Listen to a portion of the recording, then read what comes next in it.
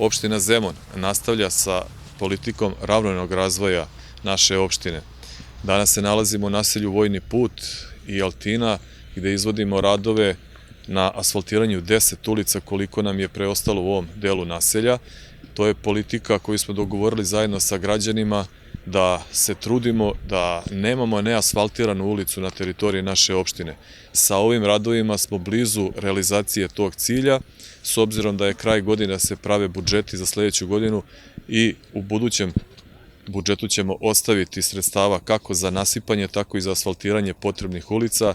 Veliki broj ulica na teritoriji opštine Zemun je asfaltiran i taj program privodimo kraju.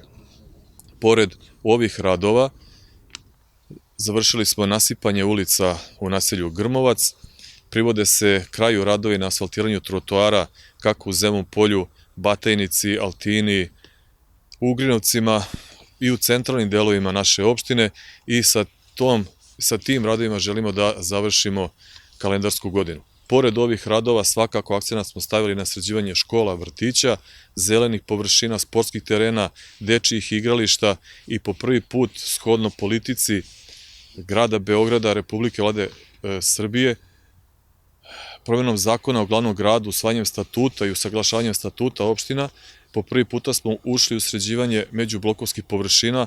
Takođe, evo, pre nego što smo došli ovde da obiđemo ove radove, obišli smo radove na Karađorđevom trgu, gde mogu da kažem oduševljenje stanara centralnog našeg jezgra Zemuna.